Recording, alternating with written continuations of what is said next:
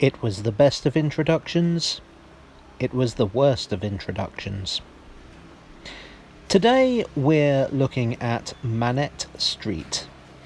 This is one of the many back alleys of Soho and not in itself particularly exciting. What brings me here, though, is the name.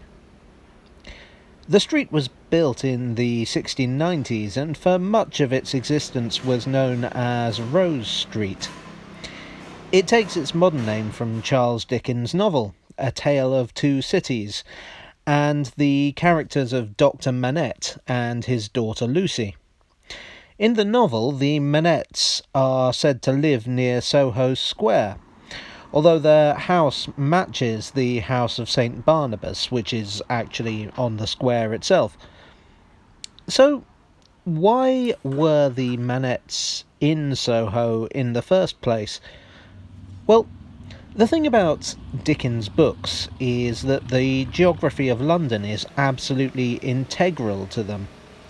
Dickens was an avid explorer of the city, and where a character lives can tell you a lot about them. Now, if you haven't read the novel, it centres on the French Revolution. The Doctor is a prisoner in the Bastille who escapes to England. From its beginnings, in the late 18th century, Soho had possessed a community of Huguenot French refugees, as had Spitalfields in the east, but that's another story. William Maitland, writing in the mid-18th century, commented that many parts of this parish abound so greatly with French that it is an easy matter for a stranger to find himself in France. There were French restaurants and bakeries and even French-language newspapers.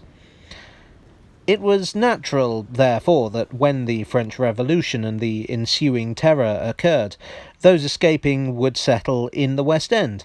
The French community was still very visible in the mid-19th century, having been joined by many refugee groups from elsewhere in Europe. When Dickens wrote A Tale of Two Cities in the 1850s, he no doubt had the area's history very much in mind.